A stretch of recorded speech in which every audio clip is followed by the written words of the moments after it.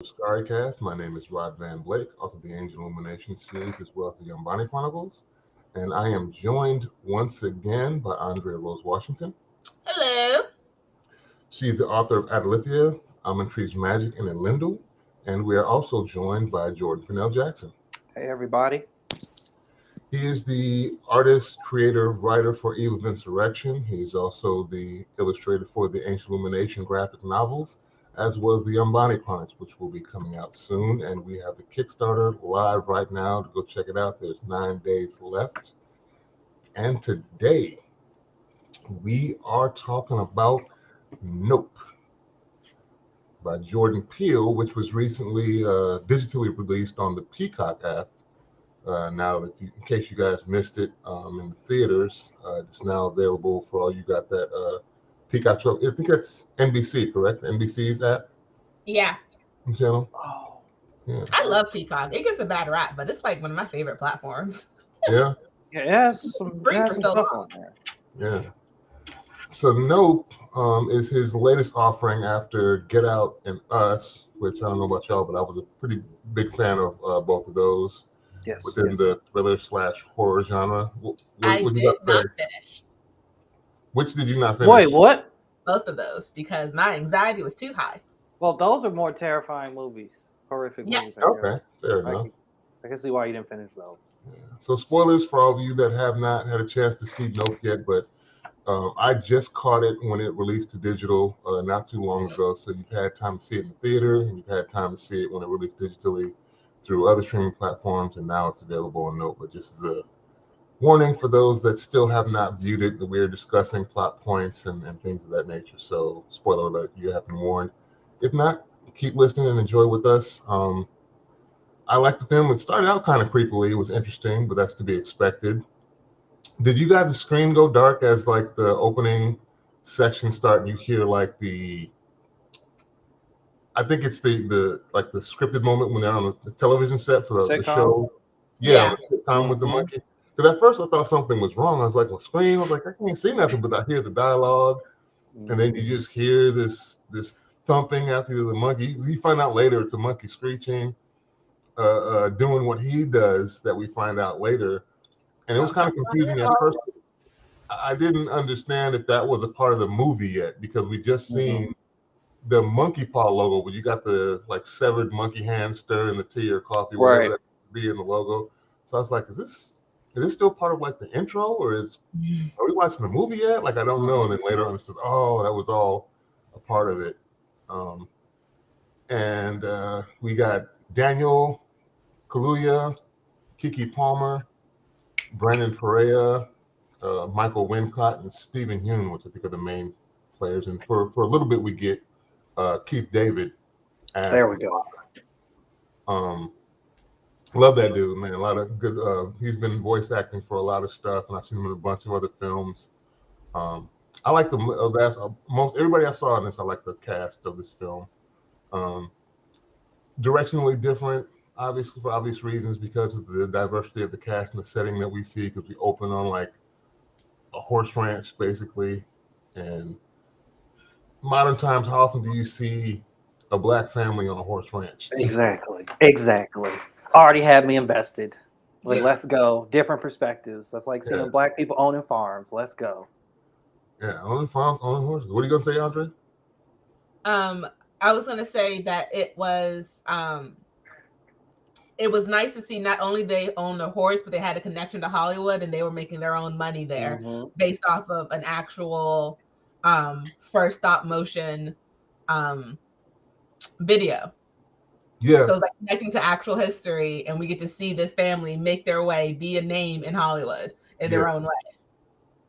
Yeah, I think we come to kind of expect that now with Jordan Peele, to make these kind of abstract connections that kind of localize things so that people can kind of relate to it, and kind of pull you further into the story in more depth than just what we are usually used to with other things that are kind of just tertiary or just what very surface level substance. There's always a deeper meaning to a lot of things he does. We see Daniel Kaluuya and his dad on the ranch, and it sounded like gunshots to me at first. I didn't understand what nobody was. Like You're like, y'all don't hear that? Yeah, they were just kind of sitting there, on their horses, and stuff starts flying around, and obviously Pops gets hit. But to me, it sounded like bullet ricochets going through things as projectiles are falling from the sky. I'm like, why are y'all just sitting there? Like, we wouldn't sit there like that. That's what was so like ominous and like creepy about this movie, like the sound design and like these just like odd background noises, like woods that just make you uncomfortable. That to me was more that created the illusion of more a fear and sort of raised my anxiety a bit than the actual like villain dangerous part of the actual movie. Yeah. I have to say though, for this film to be within kind of like the horror genre, this wasn't overly gory film. Yeah. There were things that were more creepy, I would say, than like outright like gory horror that we're like used to with like, Nightmare on Elm Street or Friday the 13th and things like that, where you're just going to be seeing repeatedly have people being eviscerated and decapitated and whatnot. It wasn't that kind of any other alien movie. It wasn't even Jaws. It wasn't even like a Jaws vibe. Well, the movie had a lot of Jaws vibes and references, but yes, it wasn't even probably Jaws violent. Yeah. And so to continue with the storyline, Pops gets killed, obviously, and now Daniel is left. How he went out. I'm so sorry, but like to die from something falling out of the sky, you can't control that. A nickel, a coin. Like, are you serious? That sucks. And then see the key like lodged in the horse's booty at the end. Like he got hit with like a door key. And he even like, I didn't like, why didn't the horse run off then? Like I see when people like smack the horse on the booty and it takes off running. My boy got impaled with a little key and he just stood there and took it like a champ and just, I don't know, it was just okay, another day in the life, I guess. He didn't care. Pops passes away and now it's up to the son to kind of keep the things going that the father was building, like Andrea mentioned with Hollywood. They're due to go on to this movie set. It's obvious he's not as good. I'm assuming with the horses as Pops was. Sis has to come in. She comes in late. Go ahead, Andrea. No, he's not good with people like his father was. He's very uncomfortable. He's not comfortable around people like his father was. He's good with the horses. It's the people he don't like. Yeah. Sis comes in. She's late, but she's got more personality and more people skills, it seems, than he does. She kind of livens the mood up, right away. As soon as she comes on set, she starts giving a little spiel and her little flavor to it, which she's obviously been listening to Dad do it probably year after year after year. So she puts her own little spin to it. It goes seemingly well, and she plugs her little side gig into it at the end, which doesn't, Daniel Kaluuya's character is not happy about that, but he just rolls with it. And then obviously, we see that the folks on set don't listen to him. They spook the horse. My boy, the horse, kicks up and knocks the thing of makeup and scares everybody on set. So they're like, you know what? Get this horse he's not going to use you this time. And after that, we kind of see that in the wake of Pops dying, but they were kind of hinting at it when he was alive, when him and his son were having that discussion, that they were in a bit of dire straits financially, and basically they needed this gig. They needed it to continue to hold their property, and with that, falling through, he's having to sell off some of the horses. The sister finds out about it. She doesn't seem very happy. She's like, "How many have you sold?" And they're kind of getting into it. I really like this. I want to let you guys talk and let me know what your thoughts about the plot in the beginning and how things start. How did you feel about this film? It's a very much of a hodgepodge in the beginning to me. We're seeing different stories. We're seeing the brother side. We're meeting the sister. We're learning about Jupe, and we don't know why we should care about him yet. And we're seeing all of these sort of different personalities, and we don't know how they all connect. Because like all we see is Jupe is the guy buying the horses, but there's always more to it. We find out that he's a bigger star, so that's going to add more to the story. But like, what does it really matter? Yeah. It's very much not confusing because it is easy to follow, but it does seem like you don't really know exactly where the story is going to go at first because you don't know whose storyline is the one you're going to follow. Yeah. Agreed. So to add on that, for me, I love like this film. It feels like I'm just like it's like a slice of life, and we're just watching these people like exist, and it's like very organic and believable. And like you were saying, Andrea, like you kind of don't know how like Steven Yeun's character kind of fits in the story exactly, but that also lends to this level of like mystique. That's like I want to keep continue watching. But like as this film kind of starts off, it starts off strong for me with like just like they hit us with an impactful moment with showing like the death of David Kaluuya's dad in this piece, and then we're just like kind of getting invested in his sister and other characters. So it starts out very chill. Yeah. And it's interesting too, 'cause there's like three, like you were saying, there was kind of a hodgepodge because we have basically three different threads from various characters, and you're not quite sure at first how it's all going to weave and fit together because you've got Keke Palmer and Daniel Kaluuya's characters, which are the brother and sister, and then you have what's his name here? Then you have Brandon Perea, who plays Angel Torres. He's kind of like the Geek Squad dude working at like Best Buy that comes to fix and set up your AV equipment and your computers and stuff. And then you have Steven Yeun, who plays Jupe Park, who we find out is a child star that was on some sitcom starring a monkey. That we see in the beginning of the movie. Yeah, in the beginning. Yeah, but they don't tell you that. Like they were saying, you're not told that at first. It's given to you later that he's actually the kid star that was on the TV show where obviously some tragic incident happened, which I think later ties into why he feels the way he does about the horror aspect to this movie, which ends up being, well, we think it's like at first a common UFO. And I like this twist on it where instead of it being just a UFO, it's actually an organic being that's actually the ship that's flying around here. But they do kind of play into the old stereotypes that, the flying saucer that we've all seen the images of at first, and that's what's going around and doing things. So I like the way that Jordan Peele took something that was kind of common and put his own twist to it. You can have your opinions whether you like or dislike how things develop later, but it's actually I think it's kind of a common thread for us to kind of glom onto initially, and then it kind of progresses from there. Look, you're thinking about something, Andrea. Something's on your mind. I was actually making a note so I wouldn't forget.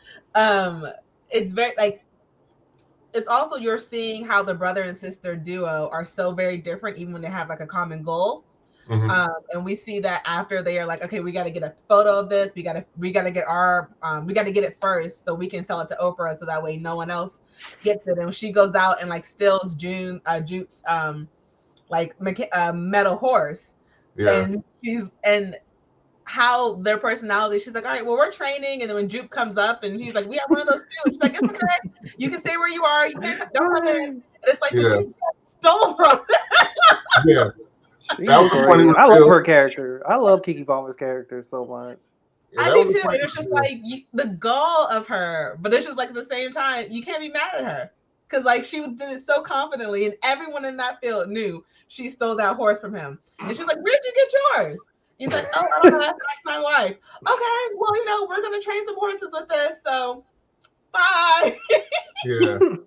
I think in that instance, you kind of can be mad at her because everybody knew it was such an obvious thing, especially being out in like basically the middle of nowhere out in this desert and kind of ranch country where obviously that something that big and that obvious with little flags hanging off of it, they were going to know where you got that when there's not too many neighbors in the area. Yeah, I like how they roped in Angel too. When he sees he learns what's going on, he automatically just kind of invites himself in by obviously sneaking away to get the feed to their cameras sent to his computer. He's watching back at the Best Buy like store. Go ahead. No, I'm saying because I like how he didn't try and like steal from them in a sense though, because he was like, look, I don't know what they're doing, but I want to be a part of it. And then he calls her to let her know, like, hey, this camera went down. It's like, you could have just kept it secret and she never would have known. Yeah. And it's like, you're an honest liar because she told you, no, don't look at the feeds, don't monitor them. And this boy is like monitoring everything. He's like, all right, I'm going to be a part of it. Like you said, Rod, I'm just going to join this instead of like waiting for them to find something and stealing it for himself. Yeah, he told on himself. I basically felt he was going to manufacture a way, regardless of what happened, to have himself insinuated back into the situation. Just like, I mean, from the beginning, when they were buying the equipment, he was like, how easy is it to install? He's like, well, yeah, I can install it, but you're not going to be able to. And he's like, why not? He's like, you're going to need me at some point. Me. I'm a necessity to the story. Yeah. It was great. What do you guys think of the build-up before like the reveal of what was going on? I think it was good. I liked it. I loved it. I love like I rewatching it left me with a smile because I could remember like when I first watched it, it was like that kind of jarring intensity where like the disc is kind of like floating in the darkness and passing through a cloud, and then just the camera's like focusing on these different places, and I'm like, oh, it's here, it's a UFO. Did they ever answer? Also, I like how they said, was it a UAP? What was the term? The government changed the name of it to UAP, which is hilarious because I'm like, I'm trying to guess what that could be. Like, is that an unidentified aerial? What would the P word be? Projectiles? Yeah. I don't know, but it could be. I didn't know. They was like, yeah, we don't know the name. I was like, I don't know the name. But so yeah, it was a great level like suspense and build up. It was beautifully shot. Though I think those were not real night. Some of those weren't real nighttime shots. They did like color correcting to it and did. Oh yeah, I think there was like a behind the scenes thing where they weren't nighttime shots. Yeah, and I was like, this is so good, and it just cinematically just looks really nice. I have to agree with you on that. It was nice, except at one point where it's just like, I can't see anything on my screen. Like, you sound like Velma. Where are my glasses? Like it's so dark. I can't. It reminded me of the Game of Thrones shot where it's like literally all this battle is happening and I can't see a thing. Oh, that was terrible. Oh, I mean, even though it wasn't like for the entire episode, thank God, or the entire movie, but it was still just like certain parts, like, okay, I don't know what's going on. I have an idea, but I can't see it. It was cool that they found the glitch that it was actually a static cloud that it was in. There's like that cloud hasn't moved the entire time, and it's unidentified aerial phenomenon. Oh, phenomenon. Okay. Yeah, the UAP. I don't know what the name change was supposed to. Unidentified flying object works just as well. I mean, exactly. I'm like, why you got to keep changing? Yeah, it was cool how they made it that one, and that's how like I forget who was it. Angel that figured it out that the cloud didn't move, or was it someone else? I thought it was Daniel Kaluuya's character who realizes it's not moving. It might have been. I don't because I remember him saying it like that cloud hasn't moved when they're all standing within like the door frame and looking at it. Yeah. And the funny part too, when you see Daniel Kaluuya, when Ghost just hops the fence and runs out, and he goes to follow him, you see Steven Yeun's character from a distance that he's holding this like demonstration. I think that seemed like a test run at his little like amusement park thing he has. The first one seemed to be like a test run, where maybe the ship came and got whatever he wanted them to get, because we find out later what he's doing with the horses that Daniel was selling them for. I was like, he's basically fishing with these damn horses. And I was trying to figure out when my boy was like, we need to put something in place so I can buy him back. Like, how is you gonna buy him back? What you mean? Fed him to these alien ship things that, you ain't getting that back. That's a wrap. His character was the version of the guy who was like, oh, nothing bad's gonna happen to me, and I'm gonna like rest like. There's always those people in every movie who thinks they have a handle on everything, and everyone around them's like, you don't, right? Like you don't trust a wild animal, no matter how much you think you tamed it. You never trust a wild animal, an animal in general, because you don't know what they're going to do. You don't. There's always a chance they can turn on you because they can't speak to you, and so they may think something's a threat. And you think you're the one in control, but maybe they think they've broken you. Yeah. So we should just segue into Gordy, the Gordy thing. They make a reference to that in the movie too, that there's plenty of examples of how that could go wrong, in addition to what they give us in this film. Let's take a quick break, and then we will actually talk about how that connection plays out. We'll be back in a minute.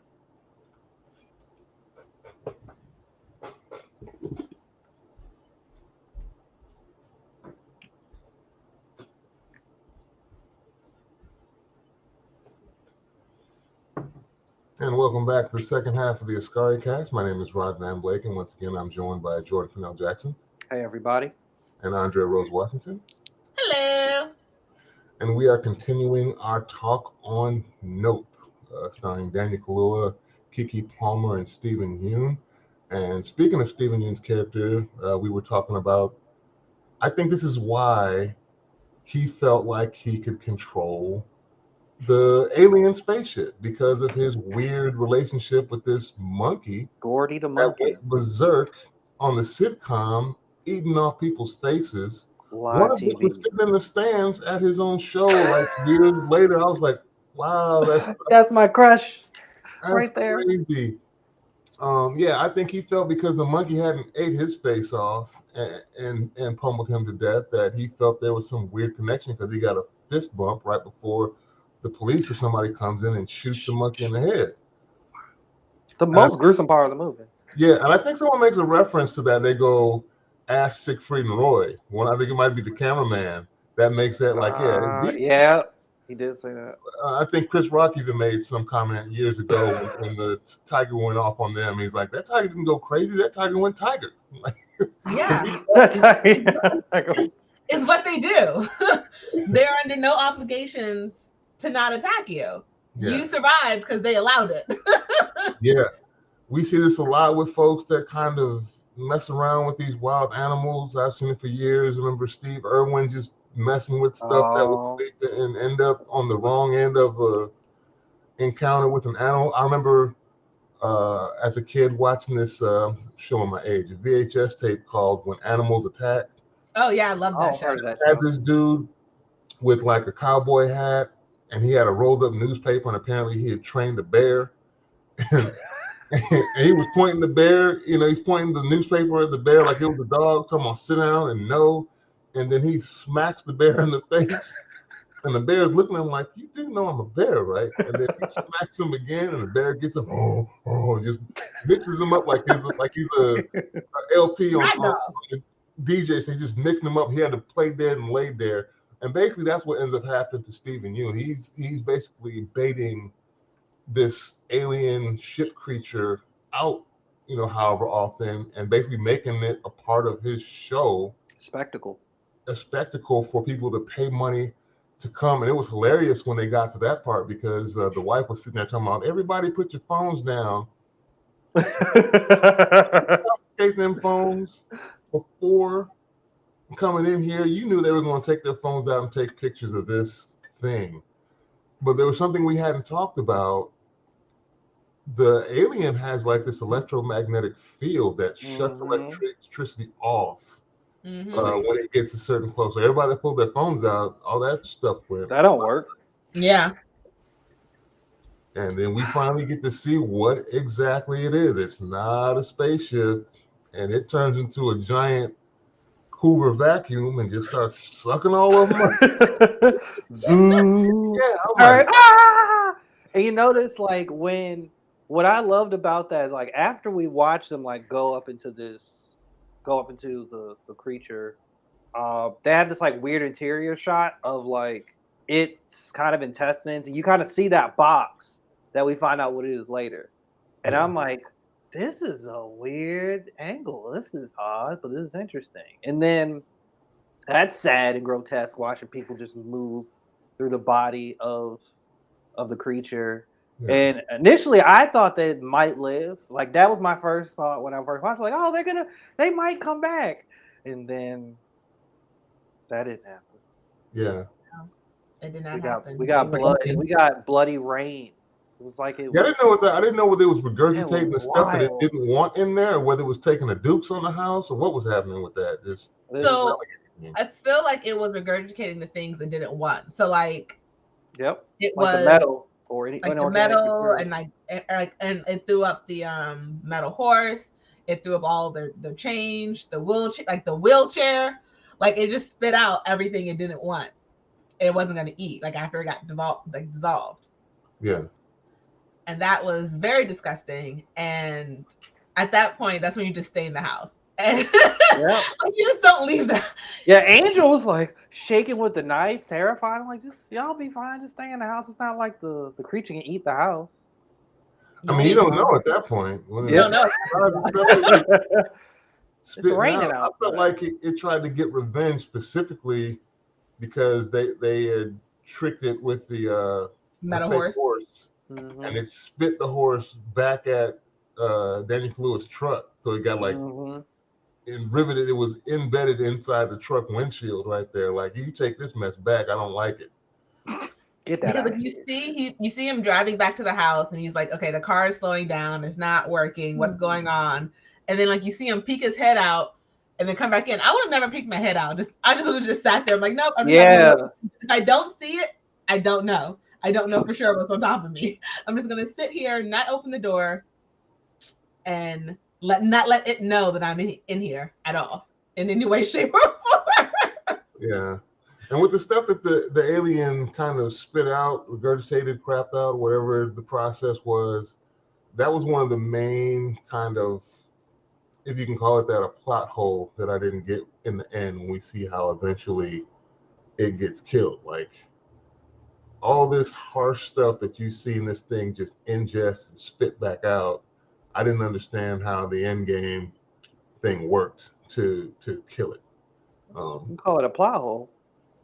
Yeah. I think I wouldn't call that a plot. I think that my interpretation that because like it had some weird connection, like weird dynamic with inflatables for some weird reason.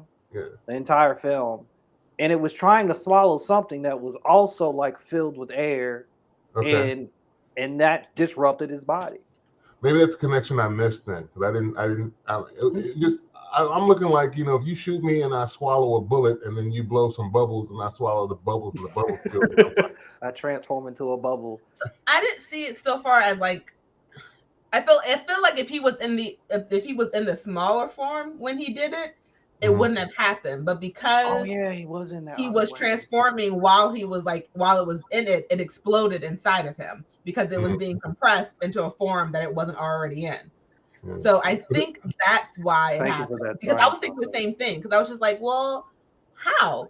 Because like you ate all this other stuff, but then when I went back and watched that scene again, it was because he was in the big form and then sort of tried to compress into the smaller form, and when the balloon said pop, the force of it blew it up. Yeah.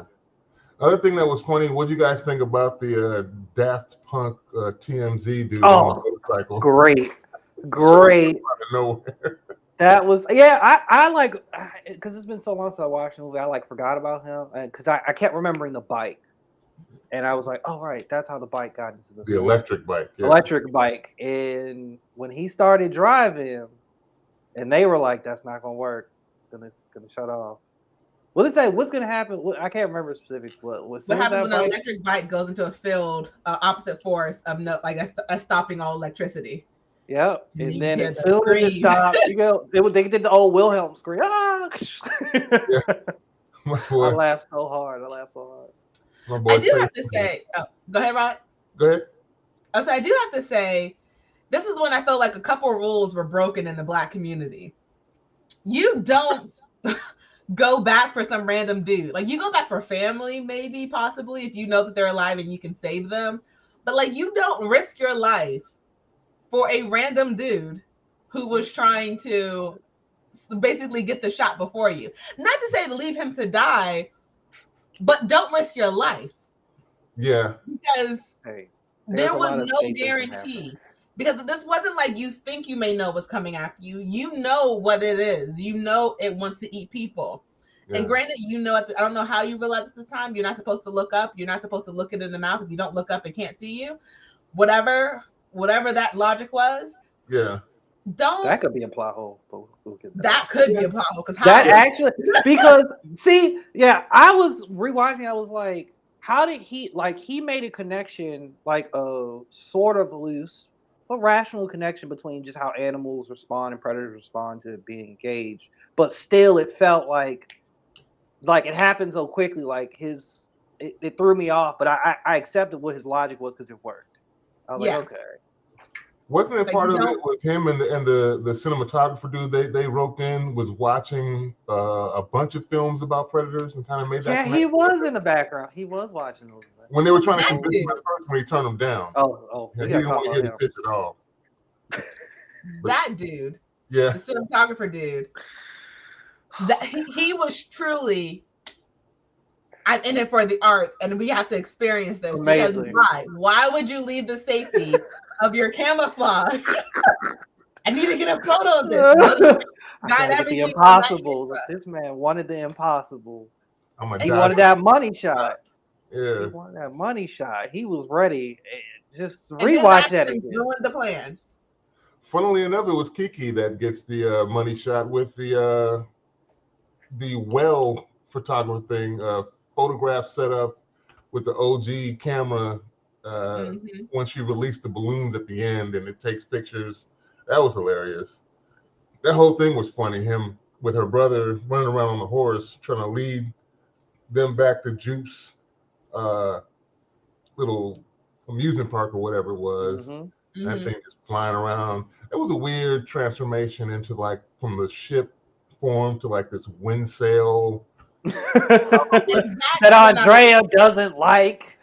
That was great. I preferred it much more as the disc than I did as this bit. At that form, I was just like, okay, I know. I am an avid watcher of Alien versus Predator. Yeah. And this alien does not scare me. I know it could kill me, but if I see it, I think giant jellyfish that's out of the ocean. I don't think scary. And maybe it's to showcase that things could look innocent and still be deadly, but it looked more like paper than it looked like an alien. And I just, especially when the mouth opened and it was that green square, and it just looked like doing odd things like a stingray or something. I don't know. It was an OG camera, it was flashing back and forth. Flash. It was at that part I was just like, okay, I guess I'm still scared because you are an alien. But I was more scared when it was in the disc form than I was when it was that big, huge form. Yeah. Then it's oh, fuck me, I want a pet. I mean, I'm not going to because I'm not crazy. But it's it looked a lot more innocent in its huge form. Yeah. In the disc form, it seemed like a fast, UFO. It was turning on corners and it was going. Sucking up stuff and shaking stuff. And then with, that's the type of thing you see that would the Air Force would have their planes up in the air trying to follow it and it can't because it's just outmaneuver them, be too fast. They can't track it with their weapons and whatnot. Yeah, you see that jellyfish wind sails thing. I'm like, we knock a couple of them sails out, we might get rid of this. Rod's like, we got this. Shoot the harpoons, aim, gentlemen. Bring it down. I feel that would have been wild. That really would have been wild. That would have been really wild. Somebody tried to do it, and then the creature actually pulls the person off the ground. It's like, oh, that thing is more powerful than you thought. Yeah, so we kind of glossed over the fact that Steven Yeun, he has his comeuppance because him and the whole crew and everybody in his audience gets ate up before. And then, and funnily enough, Daniel Kaluuya's character goes back and just gets his horse because homie is dead and finds out that he was actually. Wasn't that horse in the bait thing at the time when he gets it back? It was in the he was in that box. He hops on and rides away with him. But yeah, everybody got. The old girl that got her face ate off, Steven Yeun, the wife, the kids. The kids that were dressed up as aliens earlier.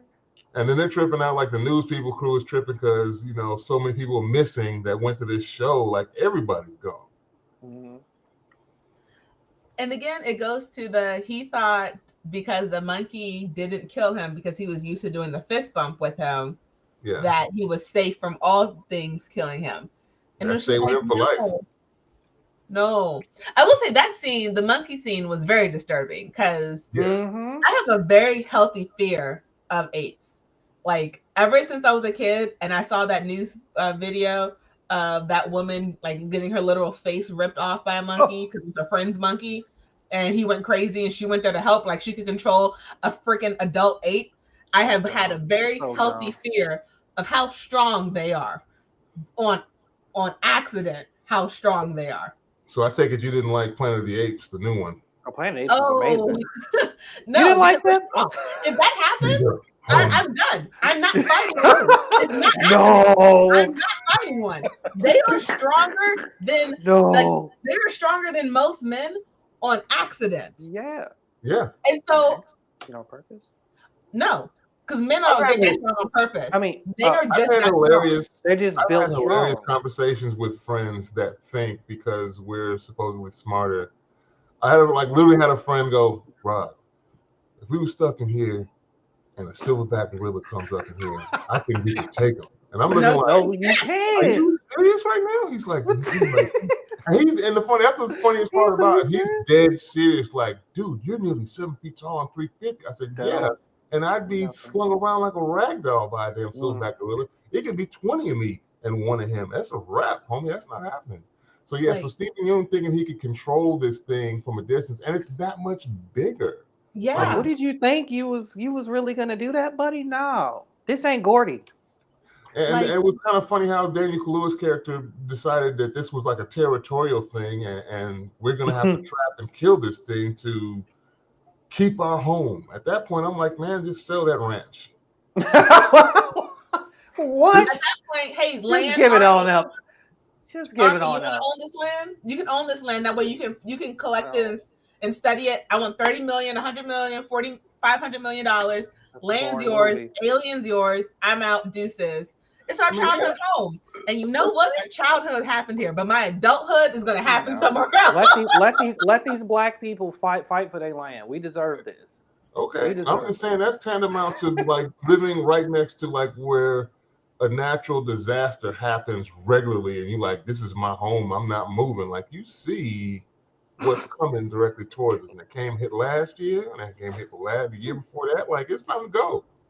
Like, and they were this close to both of them dying.